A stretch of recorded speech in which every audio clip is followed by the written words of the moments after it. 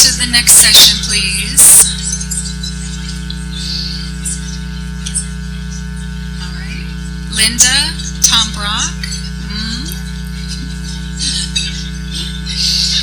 Okay, good afternoon, everyone. It's really wonderful to see you all here. I was not here this morning. I heard that Tom explained I was at my daughter's graduation this morning, and I just wanted to say it was graduation from elementary school. But it seems that, completion at all levels of our education system is celebrated. So we were celebrating completion of elementary school this morning, but I'm really happy to be here now. One of the main issues motivating this conference and our research is that completion of high school does not necessarily equal preparation, the necessary preparation for college. Our secondary and post-secondary systems are not well aligned, and this has adverse consequences for students. The remedial education problem would probably not completely disappear if we had better alignment, but it would certainly not be such a significant issue as it is today. When we were planning NCPR's first conference on developmental education held in September 2010, we discussed including a session on high schools, but we didn't do so in the end. We thought it would just turn into a blaming session. So we didn't do it at that time, but this time around we have evidence to report from some studies of interventions that are aimed at high school students or recent high school graduates. First, Cecilia Speroni of Mathematica Policy Research and formerly my colleague at CCRC and NCPR will present results of new research on dual enrollment. CCRC has been studying dual enrollment for some time. Many are enthusiastic about its potential for helping high school students enter and get through college more smoothly and more quickly. And in addition to the potential direct benefits to students, dual enrollment also necessitates communication and collaboration among the participating secondary and post-secondary institutions and partners. While no randomized controlled trials of dual enrollment have yet been conducted, we did try, but it didn't happen. We now do have a growing body of evidence that use different methodological approaches and examines different program formats and different student participants. Next, my colleague Judith Scott-Clayton is going to present her cutting-edge research on assessment and placement instruments that she and some of my other CCRC colleagues have done. We started our exploration into incoming student assessment and placement a few years ago with a review of the literature, and soon learned that there was much more research needed on the ways in which students are determined to be in need of remediation. The decisions that are made by higher education regarding the tests and the other measures used to determine college readiness go to the heart of this problem of the lack of secondary and post-secondary alignment. In addition to the issues of test validity, we should be concerned with the way students are or are not informed about the purpose of these high-stake tests. And those of you who were here for the September 2010 conference, you might remember Andrea Venezia's very heartfelt presentation of her study of students' mostly negative experiences with assessment and placement in California. Finally, my NCPR colleague, Heather Wathington from the University of Virginia, will share results from our randomized controlled trial of summer bridge programs in Texas. Bridge programs require some high school and college collaboration and make use of those summer months between high school graduation and fall college enrollment to address academic and college knowledge needs. There are many other related topics we're not going to get to on this panel today, such as how the Common Core state standards will influence college readiness in general and assessment in particular. Early assessment programs in which students take college placement tests and as early as 10th grade or 11th grade are increasingly popular. And several states are implementing transition courses for 12th graders. These are courses co-developed by high school and college and specifically enrolling students in 12th grade who need some additional preparation for college. So many efforts are working toward a shared understanding of what it means to be prepared for further education and training, as well as how to measure readiness both more holistically, but then also in a more fine-grained way so that we can better help all students meet their full potential. So Cecilia, let's start with you.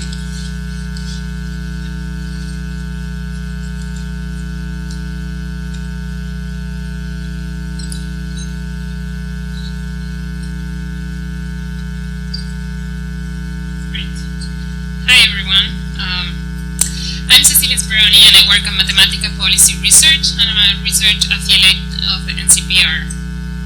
I will be talking about 3 NCPR studies that examine the role of advanced placement AP and dual enrollment in determining student success using data from 2 states, Florida and California. The first 2 studies were conducted by myself and provide evidence from Florida. In the first study, I assessed the relative power of AP and dual enrollment from predicting students' access and success, as measured by whether students enroll in college after high school, whether they first enroll in a 4-year institution, or whether they obtain a bachelor's degree. In the second study, I used a quasi-experimental method to try to get at the causal effect of dual enrollment, and in particular I look at the effect of one course, which is dual enrollment college algebra, which is one of the most popular dual enrollment courses in Florida. The third study that I'm going to talk about it was conducted by NCPR colleagues Olga Rodriguez, Kathy Hughes, and Clive Billfield. And unlike the other studies, it focuses on career and technical education dual enrollment programs and its associations with student outcomes in the context of the California Concurrent Courses Initiative. Okay, so why compare AP and dual enrollment? Well, both programs allow high school students to earn college credits while they're still in high school, so they can be regarded as close substitutes, but yet the programs are different in many ways, and one important distinction is that dual enrollment is an actual college course with a college syllabus, and students get the college credits just by passing the course and do not have to take these optional standardized tests as AP would require. So the first 2 studies they use data from the administrative data from Florida from 2 cohorts of high school students. I have both transcripts from high school to college, and I follow them for 5 years after high school. And the state database is complemented with the National Student Clearinghouse data to track post-secondary enrollment outside the public system. In terms of participation rate, AP program is by far the largest acceleration mechanism in Florida, with about 20% of the students taking AP, and it's followed by dual enrollment with about 14%. Now, it's very important to highlight that this participation rate in dual enrollments is way above the national average, which at the same time of this data was estimated to be about 5%. So we're talking really about a state with a strong support for dual enrollment. Most students really take one program or the other. There's less than 6% of the students who will combine both an AP and a dual enrollment experience, and these are typically students who exhaust all the AP possibilities in the high school and go to the college for even higher level courses. Let me give you a brief descriptive portrait of AP and dual enrollment students. While the gender composition of both programs is fairly similar, AP serves almost twice the proportion of minority students than dual enrollment. And this reflects AP programs' efforts over the last couple of decades to try to reach traditional underrepresented minorities. Both programs serve students from a similar socioeconomic backgrounds, though students that combine both programs are among the most affluent. And there is a systematic sorting of students to programs by academic ability. AP students have systematically higher test scores both in reading and math than dual enrollment students, and the students that combine both AP and dual enrollment are among the most able. One interesting feature of dual enrollment data is that it actually records the location, the physical location of the dual enrollment course, and what we learn is that most students really combine a dual enrollment experience taking courses both at the high school and at the college, or they take it exclusively at the community college. very few take it only in the high school campus, though this might be changing now as the programs are growing very rapidly. Okay, let me now show you the main regression results. We controlled for a wide range of student characteristics, including measures of prior academic achievement.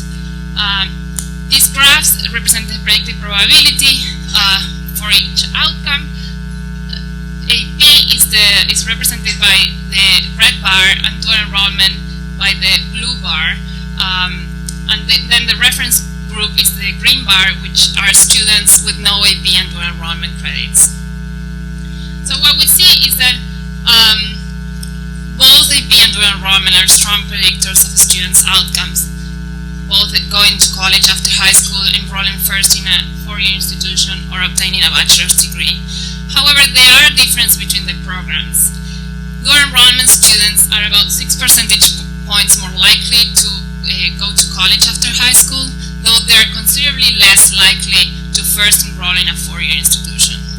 We have a difference that is more than 10 percentage points in favor of AP. Now, despite this difference in the type of school they first enroll, the AP and dual enrollment gap in terms of bachelor's degree attainment is much smaller. And if there is one, depending on the model specification, if there is one, I estimated that it's at most 4 percentage points in favor of AP. So, taken together, these findings seems to have some implications for college admission decisions, which might be putting excessive weight to AP, or other factors that might be preventing students who are academically prepared and degree-oriented for first enrolling in a foreign institution. Then, quite interesting, when we break down the effect of dual enrollment by the location of the course, we learned that the effect of dual enrollment is really coming from courses taken at the community college, with no effect for courses taken in the high school. In other words, students... I think the slide went off a little bit. Okay, great, thanks. So in other words, students that take dual enrollment exclusively at the high school campus perform no different than students with no AP and dual enrollment credits. So we have to bear in mind that this is a non-experimental study, and we cannot rule out the possibility of unobservable factors about students who choose where to take the course, in what location, might be driving some of this effect. However, when we take at face value, this type of correlation can be consistent or indicative of two things. One is that there's a lower quality of dual enrollment courses taught at the high school campus, which are typically taught by high school teachers, and that there's a higher return to go into the college and experience the college environment, college peers, and expectations. This is the only study that has looked at the issue of location of the course so far, so I think it's an important area of future research as the programs continue to expand and colleges are reaching capacity constraints. For the second study, I explored the fact that Florida determines the eligibility requirements for participation in dual enrollment by law. The students need to have a 3.0 GPA in order to participate, and for participation in certain courses such as college algebra, they have to have a certain score in the college placement test. This Florida policy allows me to use what is called a regression discontinuity design, which is one of the methods we saw in one of the papers in the morning. So as Angela explained before, the basic intuition of a regression discontinuity design is that students who are just below the necessary cutoff for enrollment, say a 2.99 GPA, are very, very similar to students that are right above the cutoff, but because there is the policy that restricts their enrollment, then they serve as a natural and good control group for students who are right above the cutoff. The one limitation is that this type of analysis only really speaks about the returns to enrollment for students who are on the margin of these eligibility requirements and might not be representative of the effects of the enrollment for students with a different academic background. So I conduct two regression discontinuity analyses exploiting both eligibility cutoffs to first measure the effect of just taking a dual enrollment basic course, and by basic I mean entry-level courses in a community college, excluding courses in math, science, or English, which in addition requires to have a certain level in the college placement test. And then I look at the effect of dual enrollment college algebra, which is, as I said, one of the most popular dual enrollment courses in Florida, and it's an important course. It's a course that is required for obtaining an associate's degree in Florida, and it's known to be a gatekeeper course or a difficult or challenging course, at least for community college students. While I don't find any evidence of simply taking a dual enrollment basic course, I do find strong evidence of an effect of taking dual enrollment college algebra on both the likelihood of going to college and obtaining an associate's or bachelor's degree. The most recent NCPR paper on dual enrollment is the evaluation of this concurrent courses initiative in California, which is an initiative that was supported by the Irvine Foundation.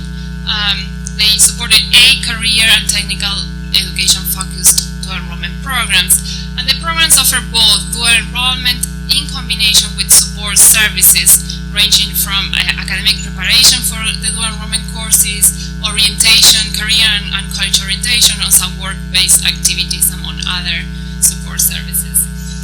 The programs offer these services, these courses and services free of charge to high school students in CTE pathways. There was wide variation in the implementation of the initiative across sites. The sites differ quite widely in terms of participation rate in dual enrollment, ranging anywhere from 10% to almost 100% of the students participating in other sites.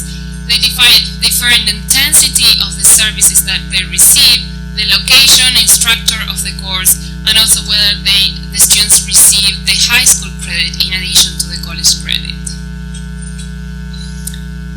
The study uses the state data system, the CalPAST, which for the purpose of the study, it was augmented to include and record information on dual enrollment and support services. And the results from the 2 first cohorts of the initiative show that participation in career and technical education is positively related to high school graduation and enrollment in a 4-year institution, though there was no effect on college going. Results also show that dual enrollment students have a higher college persistence rate and accumulated more credits up to 2 years into high school than a non-dual enrollment in the same district who were observationally similar. An important factor also is that the results show some heterogeneity or variation in the effects across sites. So as Kathy said, before the NCPR started, there was really very limited empirical evidence on dual enrollment. The center has really managed to provide us with a knowledge base about these programs, gathering information from different states or different population of students, and analyzing the data with different methodologies. So while the results are not consistent across the board, they do tend to support this notion that dual enrollment can be an effective strategy to improve college access and success. What we learn from these studies is that both AP and dual enrollment are strong predictors of success, though they're not equal. We also learned that where students take the courses and what courses they take are also important considerations when we think about these programs as a policy intervention. And last, that dual enrollment seems to be beneficial for a wide range of students, including students in career and technical education programs. And this idea of integrating dual enrollment with CTE pathways, which is something that is endorsed by the reauthorization of the Perkins, seem to be an effective or promising strategy. As Kathy said, there's not yet an experimental evidence on dual enrollment, so hopefully there will be an experimental study down the road that will help us confirm some of these findings, but in a study that would also help us understand what are the mechanisms through which dual enrollment is working. What in particular, how much of the effect is due to increases in college readiness, and how much of the effect is coming from giving students this exposure to college life. And if you're interested in dual enrollment, there's also a breakout session right after this, the 3A.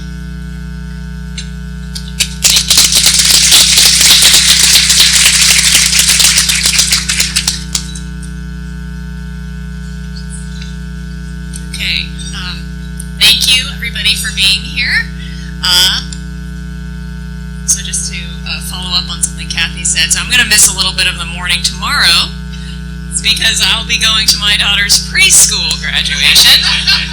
And I was just thinking maybe for my next study I can apply the lessons that we've learned here to the validity of kindergarten placement exams, of which my daughter I think took 3. So that's New York City for you. Alright, so my name is Judith Scott-Clayton, and I'm going to be giving kind of a whirlwind summary of the Community College Research Center's research on remedial placement exams. It is going to be a bit of a whirlwind, so you'll certainly have questions about the details of what we did that won't be answered in this presentation, but the paper that I did, as well as a paper by my colleagues Clive Belfield and Peter Krosta, which I'll also reference in this presentation, are both on those flash drives that people got when they checked in. So definitely feel free. I encourage you. I hope you'll read more into the details of these studies. And I also did a short little blog piece with the New York Times a couple of months ago. So if you Google Scott-Clayton and New York Times, it'll probably come up there on these placement exams. Okay. So probably for this crowd, I don't need to spend a lot of time motivating this research, but actually I do sometimes when talking to other people who've never heard about these placement exams, which might include some high school students who are going to be taking them in their near future. So most of you probably know that for many entering community college students, if not most, the testing center is actually going to be one of the first places that they enter on campus. And for the majority of those students who are tested, the result of that is going to be assignment to some sort of remedial education. The costs of remediation, particularly from the student's perspective in terms of tuition and the amount of time that's required, but also from the school's perspective, are clear. But as a couple of people have mentioned in prior presentations, the evidence that we have on the effectiveness of remediation is kind of mixed at best. So there's at least one study that does find some positive effects for some students, but there are other studies that find some negative effects and a bunch of studies that kind of find a null or mix. So what we have is a remedial placement process that is a very high stakes process, and yet it's based in some cases solely on these placement tests, which, as Kathy and I did our literature review, realized there's just very little research about these tests, and they are such high stakes, and they affect millions of students every year. So the goals of our analysis here, there are kind of 3 main goals, 3 separate questions that we're trying to look at. The first is basically just describing what's the relationship between these placement exam scores and grades in the relevant first college class. So first college level math class for the math test scores, first college level English class for the reading and writing test scores. Does it look like those things are related? And then secondly, to try to give policymakers and institutions a better sense of what are the trade-offs, what are the practical trade-offs involved in where you set your cutoff. No test is going to be perfect, so how do we think about the costs and benefits of having a higher versus a lower cutoff? And then finally, to explore whether there are additional measures that we could utilize to help improve placement outcomes. So the data that I used for my study comes from 4 cohorts of degree-seeking students at a large urban community college system that has multiple institutions, so it's not just one institution. My colleagues Belfield and Krosta looked at a separate state system that uses different tests. Some use the same test, some use different tests. The system I'm looking at used the Compass Math and Compass Reading, and then used kind of institutionally developed in conjunction writing test. But we don't think this is just about a single test, so we don't want anybody to take away this is really just about the Compass, because it's not, and my colleagues have a study that looked at other tests and found very similar results, in a different state, different context, different students. In order to talk about predictive validity, or are these tests predictive, you have to define, well, predictive of what? So we're going to be looking at, again, grades in the first college level class, and in some cases it's a continuous measure of grades, in other cases it's a criteria: did you get a B or better, or a C or better, or did you just pass or fail? And we look at a number of different ways of looking at predictive validity, and I'll talk about the different measures as we get to them, which will be immediately on the next slide. Okay, so just kind of a summary slide to get kind of some of the bottom line out there early. This table is showing a statistical measure known as R-squared statistics. They're directly related to correlation coefficients, if you're more familiar with that.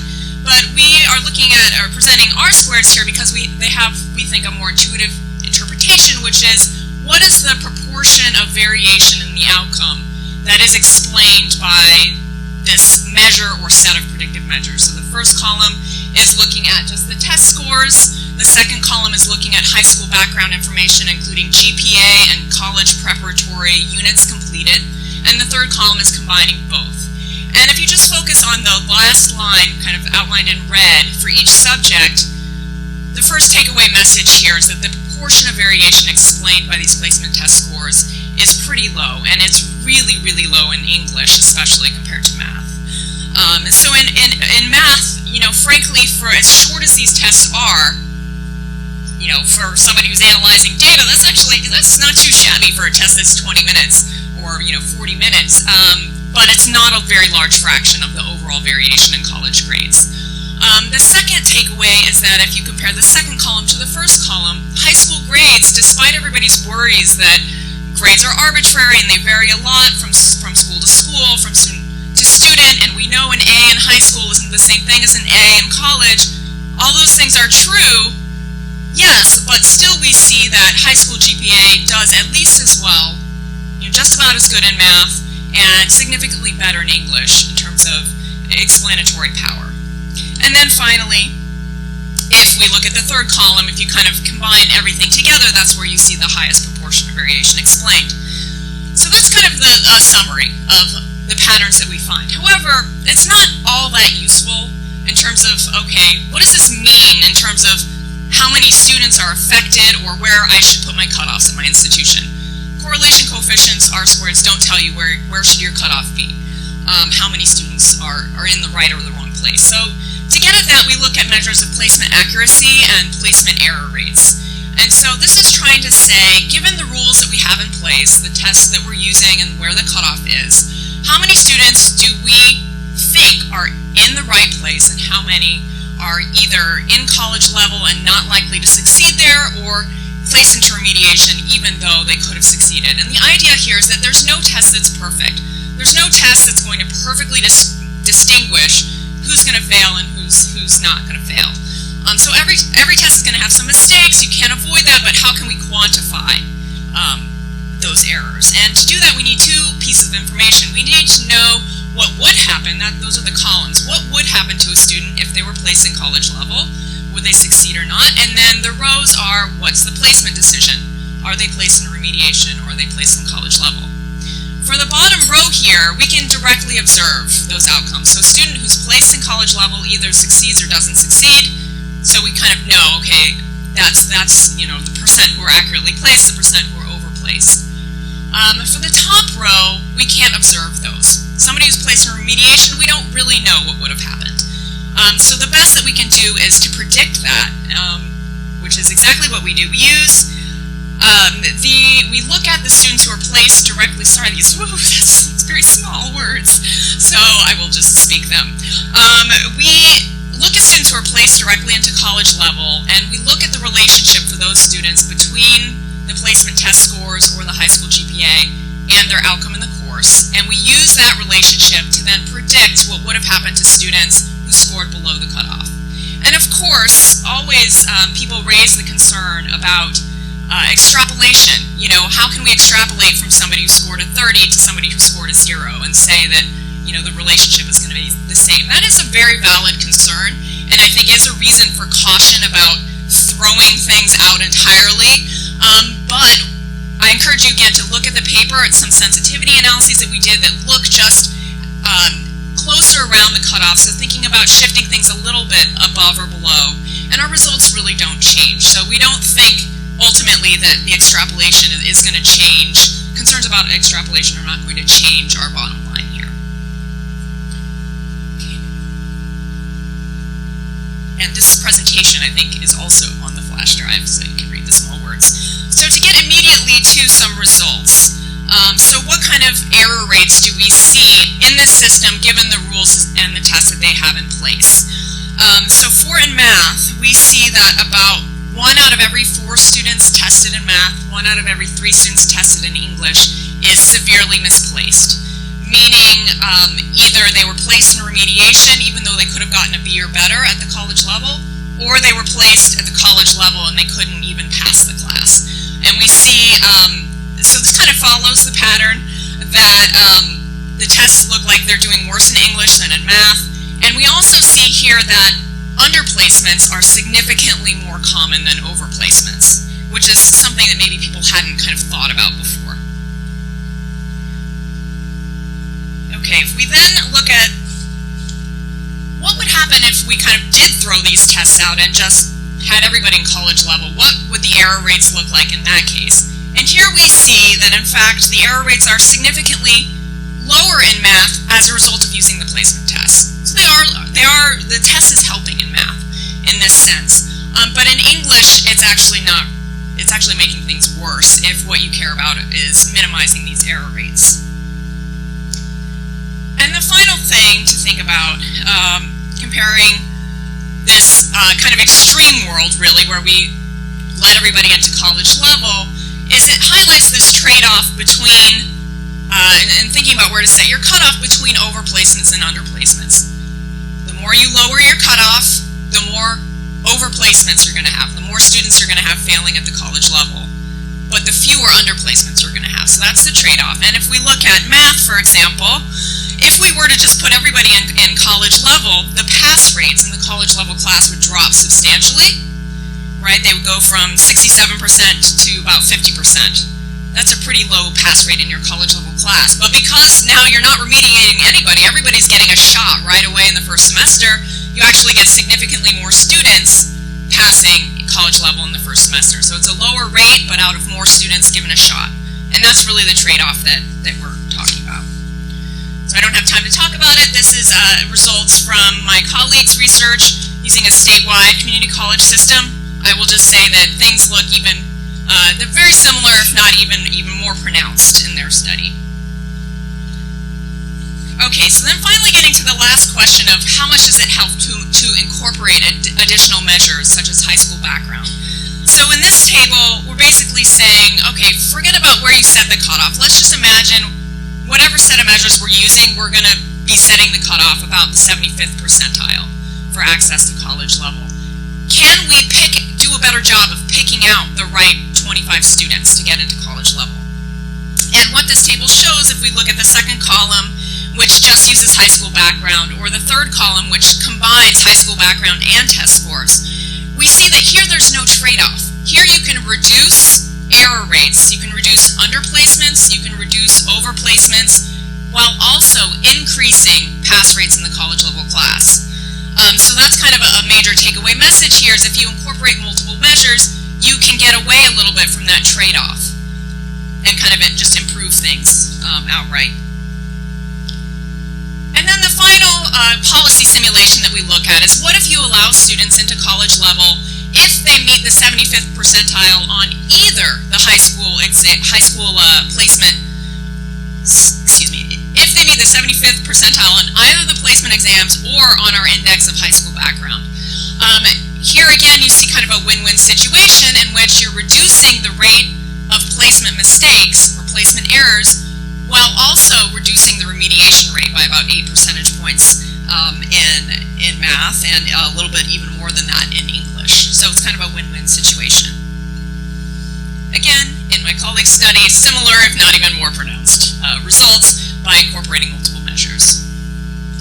Okay, so in terms of thinking about the trade-off of where to set the cutoff, regardless of what measure or measures you use for placement, there are going to be mistakes made in either direction. So how, as an institution, can you think about where's the right place to set the cutoff? In order to think about that, we need to think much more about what are the costs associated with these different types of mistakes. So for underplacements, we might worry about the cost of remediation for the institution, the time cost for students, and importantly, what are the impacts? Does remediation actually help students do better later in their college experience? With overplacements, we might worry about how this affects the faculty if they're seeing their pass rates lower, whether there might be peer effects between students. Okay, so just to get to my final slide and talk about implications and summarizing the findings, bottom line is that the placement tests do appear to be more predictive in math than in English. Underplacements appear to be much more common than overplacements, so right now we're kind of setting the dividing line in a place that allows many more underplacement mistakes than overplacement mistakes. An index of high school GPA and high school units completed does as good or better job of sorting students when compared with test scores. And allowing students to test out of remediation based on the best of either high school background or a test score cutoff appears to be a win-win situation that could reduce remediation rates substantially while actually increasing college level pass rates and importantly getting significantly more students through that college level course in their first semester of enrollment. And so we think these findings suggest that multiple measures should certainly be used where they're available, and also that schools should retain some flexibility to override a simple score-based cutoff policy if there are other reasons to believe that the student may be able to succeed at the college level. And that's all I have.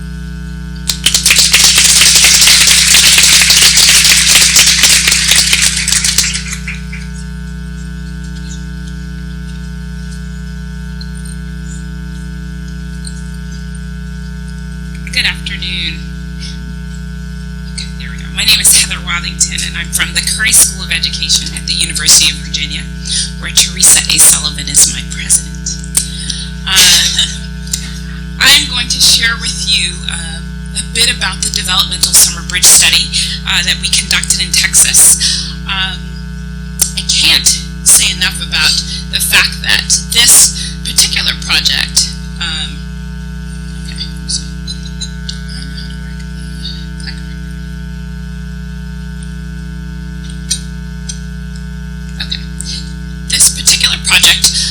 was implemented by NCPR, but collaboratively with CCRC, MDRC, and UVA, and really would not be possible without, I want to name two of my colleagues, Evan Weissman at MDRC and Elizabeth Barnett at CCRC. Without their collaborative leadership, this simply wouldn't be possible.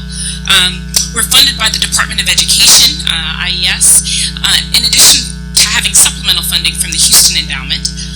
The dates of the research, we've conducted this over 4 years, so a period of time we've been working on this, and we have 2 reports, Getting Ready for College, which shares the implementation results and our first year results under the study, and then a report that was just published a few days ago, Bridging the Gap, which shows our final impact analyses for the 2-year follow-up for the study. So I would encourage you to pick those up and read those, as I'm going to give you a pretty broad overview of our study over the last 4 years. So the purpose of it was to assess the effectiveness of a summer bridge program, particularly for students in need of remediation. So very simple. I should add that it is one of the first rigorous studies looking at summer bridge programs, particularly for developmental students. So our programs in Texas, we conducted the research at 8 open access institutions in Texas, 6 community colleges, 2 open access 4-year institutions. The programs, which were run in 2009, consisted of a number of features. The students were cohorted to work together to form peer networks, and the programs were geared for high school graduates. The programs were about 4 to 5 weeks, and it varied, but students received about 64 to 100 hours of time in the summer AM. They also received an accelerated format in their area of need, so whether they were developmental in math, English, or reading, their area of study was targeted for them. Within that, they received additional academic supports, so writing labs, math labs, tutors, mentors in some cases. One of the other features that was systematic across all 8 of the programs was that there was a college knowledge component that was others it was offered daily or weekly. And then finally, students who completed the program were eligible with a stipend of up to $400 for completing. We implemented a random assignment design, very similar to what you heard from Mary Vischer earlier this morning in terms of the learning communities design, where we invited students to participate in the study, receive their consent, ask them for baseline information about themselves, and then randomly assign them into 2 groups. One being the program group, which was the Summer Bridge group, and so they had the opportunity to be a part of the Summer Bridge program. The other we consider the control group or the business as usual group, and those students were eligible for the college's usual services. With that research design, we were interested in research questions pretty consistent with that design, so we wanted to understand a bit about how the programs were implemented, what they looked like, what features of them seemed to show promise. We wanted to understand the costs and whether it's actually cost effective. And then finally, what are the impacts? Do the Summer Bridge programs reduce the need for developmental education over and above the college's services or without these programs in operation? So sharing a little bit with you about our random assignment process and participation. This shows our 8 institutions that were involved in the research with us, and I encourage you to learn, if you want to learn specifics about El Paso Community College in particular. One of our colleagues from El Paso Community College will be talking about their specific program after the breakout, but these show the numbers of students that were recruited into the study at each of the sites.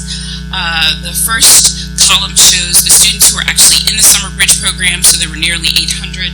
The second shows the control group, of which there were nearly 600. The third shows students who attended the program on day 1.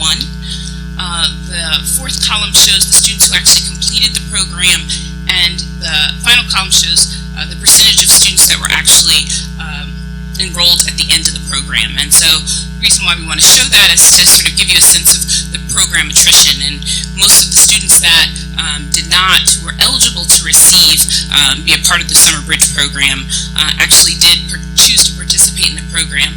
We lost most of them sort of at that period of random assignment when we randomly assigned them in the spring to the actual program in the fall. We lost very few during the actual program itself. Our overall sample was largely Hispanic, 2/3 female, 95%, since the program was geared towards high school graduates, were under the age of 19. Most were the first in their family to attend college. 61% told us that they qualified for free or reduced lunch when they were in high school. And they told us their motivations for being a part of the Summer Bridge program was to place out a developmental because they learned that they would be developmental in high school when they actually took their assessments, or to experience college, but they were motivated to kind of get a jump and a start on their college experience. So I'll share a bit with you about sort of our impact findings and what we learned about the program itself. Didn't seem to impact college enrollment. Didn't impact credits earned over the course of 2 years, the number of credits earned over the course of 2 years, but did seem to accelerate students' initial progress through the developmental course sequence in the first year. So take a little bit of time to sort of explain those. This chart shows our key outcomes and sort of how we understood each of what measures we used for each of the outcomes we were interested in. So in this case, semesters registered was the way we looked at persistence, and you'll see very little difference between the program and control group. Certainly was not statistically significant. The next measure would be total credits attempted, and I'll combine that with total credits earned to say that there was slightly significant for the control group in terms of those students attempted and earned more developmental credits, which one would expect to see that they actually earn those developmental credits in a way that the summer bridge students perhaps earned those during the summer bridge program.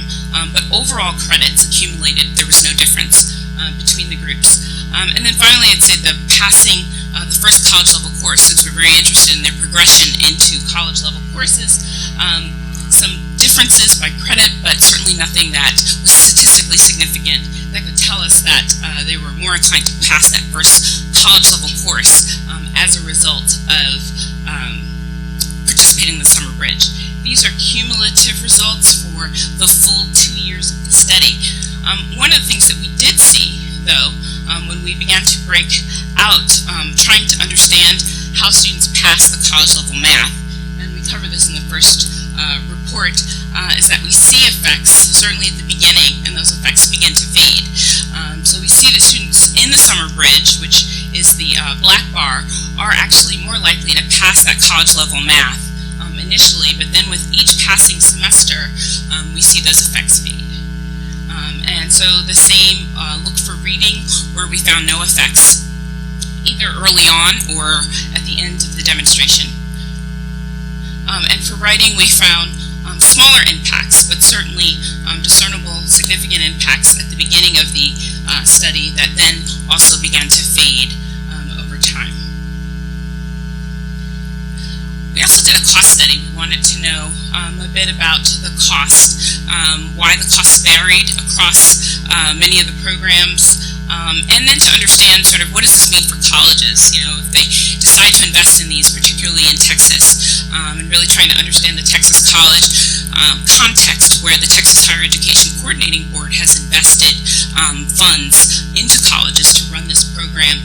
What would it cost to actually run this? And it's much more detailed. This was conducted with Clive Belfield at Queens, but much more detail in the reports. The sites certainly varied in terms of their cost, but that was largely driven by enrollment. So you see that earlier slide where you see that many of the sites some had larger programs, others had smaller programs.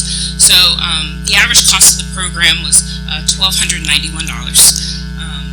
And after deciding to do a number of different analyses and trying to understand sort of which ones would be most effective in terms of trying to understand what it would mean for colleges to offer this, decided to do a break-even analysis to try and understand what were the additional number of credits that a student in the summer bridge would have to earn in order for the program to break even in terms of cost and investment by the college.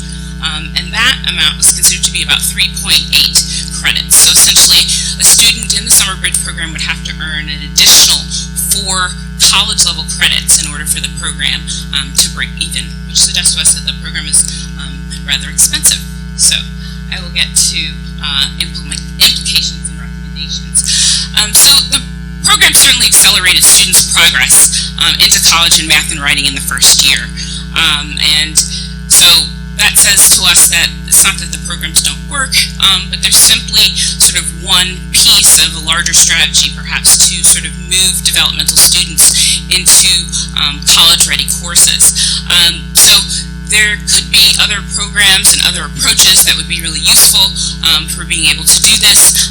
Perhaps another way to consider doing this would be to offer it to rising high school seniors who are identified as needing some developmental education before they get to high school. So it could certainly be an approach we think to offer in high schools for seniors that look like they would be headed towards developmental education. We also, the other piece that comes from this is that quicker progress into college math and writing doesn't seem to lead to sort of accumulated college credits. So perhaps sort of any thought that we had that this program would accelerate them to gain more credits is perhaps a bit ambitious. It's a very simple program with lots of parts to it that's offered during the summer. And so additional supports are probably needed to help sustain developmental students, perhaps in partnership with the high school, other programs that the colleges offer to really lead perhaps to longer-term impacts. The third implication we would say is that the programs didn't impact enrollment or persistence for what was probably a likely motivated group. And by that I mean these students told us that they were interested in going to college, they were tested in high school, these programs were voluntary, so the students were demonstrated behavior to suggest that they were very interested in starting their college career early. So that leaves us a bit able to say less about students who are not college intending or who are part of a mandatory summer bridge program that's provisional for their admission into college. So it might be different enrollment experiences or persistence experiences for other groups. Finally, the programs were rather expensive to run. So the funding sources in this case, for many of the institutions, they receive funding from the Texas Higher Education Coordinating Board, or a few of them, I should say. 3 of them did. But the funding sources with which the colleges used to operate these would be very important. If colleges want to continue doing it, perhaps reallocating existing money for developmental students might be a way or approach to reduce the costs ultimately to the college. So thank you.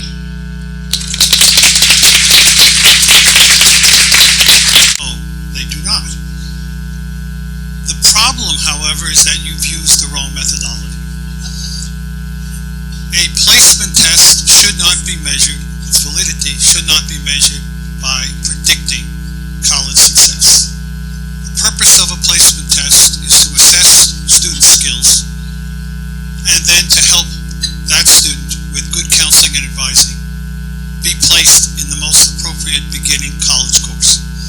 So when you use a lot of mathematics, and I don't have time to go into the details of the mathematics, it obfuscates the basic premise, which is that's the wrong way to do it. You don't correlate achievement test scores, which a placement test is, with grades or any other college success, because then you will find what you found. You need to look at content validation, concurrent validation, etc. And again, I don't have the time to describe how to do this. The real danger to what you've done here, and those of you who want to Google her article in the New York Times can also Google comment number 33, which I respond to this. The real danger of that is there are people in this country, for whatever reason, who want to throw out developmental education and go back to the 1950s when open access was considered or thought of as if the students coming out of high school were prepared, or all students enrolling in college were prepared. And in fact, community colleges quickly found out, and many four-year universities quickly found out that was not true. So tests were developed to assess those students. The notion that the student had the right to fail is a 60s notion. A 60s notion that said, it's your problem, you're an adult. I thought we got over that. And if people follow, and I hear a lot of quotes around the country and today, on the basis of the results of your article and your colleague's article, that the placement test is not worth the paper it's printed on. It sets up a tone that says, why bother to test students? Why bother to remediate them? Why bother to have developmental education? Why do we need these students at all? The good part of this is you've raised a very important question about the use of placement tests. And you also make some good comments about the use of multiple variables. And a conclusion, which you don't state explicitly, but I'm going to state now, is never make a placement decision on the basis of one score on a test. Okay? I think we can. I think we're in heated agreement on that point. On that point, but Okay, correlations are incredibly low, which lead to a conclusion that is erroneous. Thank you. With respect to the methodology, I guess I would just say that we're evaluating the tests as they're used in practice, which in many cases is just using the test alone and just using a cutoff for where students are placed. We followed, actually we read closely the manuals for both the Compass and the AccuPlacer and how they evaluate the validity of their own exams. So what we're doing is not, it's not something we just, made up from scratch that nobody else has done before. So we're just trying to provide information. I mean, we would not, if people take away from this, just scrap the tests, That's not the message that comes out of our research. We want to help give people information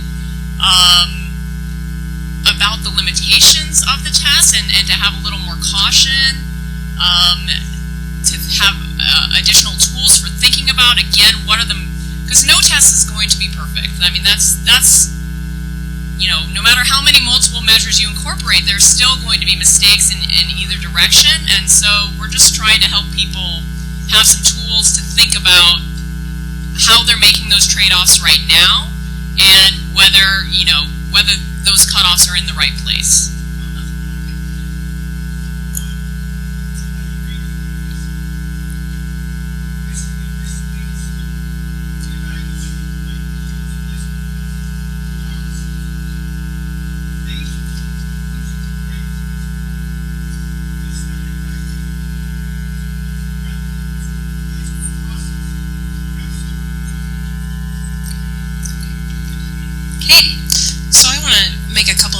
One is that we can't look at placement testing or placement processes without also looking at the curricular structures that we are stacking students into.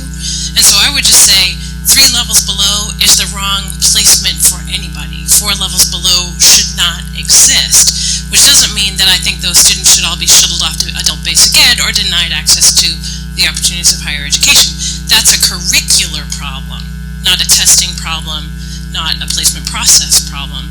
And the other thing I want to say is that when we give students access to challenging courses that are 1 level below, they perform much better than students would be expected to do, even very, very low-scoring students. So just a little bit of research I've done at Chabot College, the students scoring in the bottom 7% of AccuPlacer, who would be below the floor at a lot of states or shuttled off to adult basic ed or whatever we might say, when we allow them to enroll in challenging accelerated course 1 level below, which we learned about today, nearly 50% of them pass that course.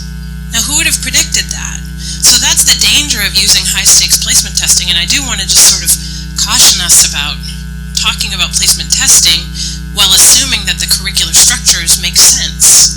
And the other thing I would say that in math is we're testing them on recall of algebraic procedures, and that's how we define college readiness in math.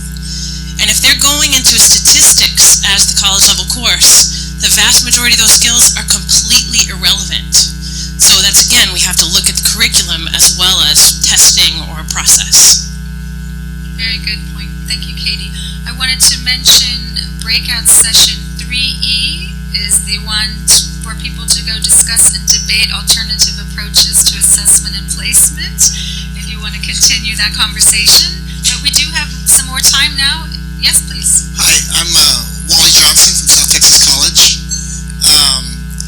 I'll preface my question by saying we have a very robust dual enrollment program. My question is for Cecilia.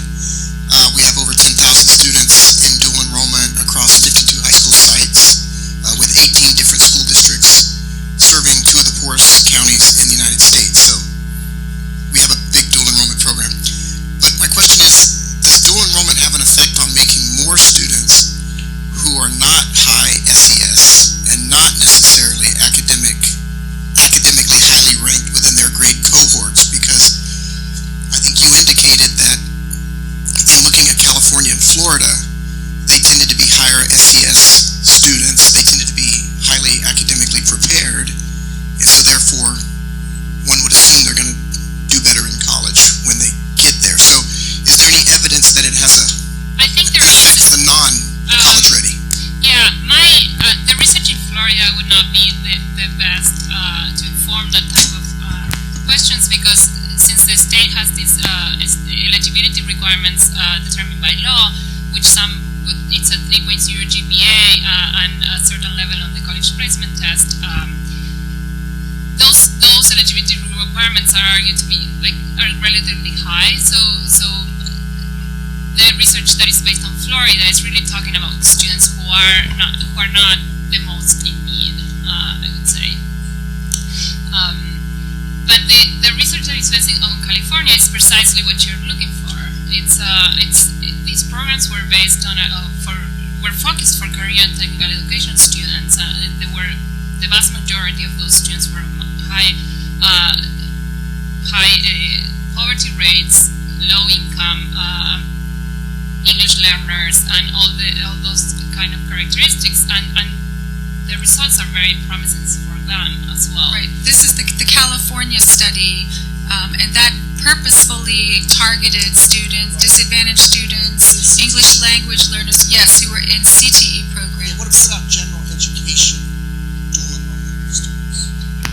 I mean, do they tend to be higher academically prepared and higher SES?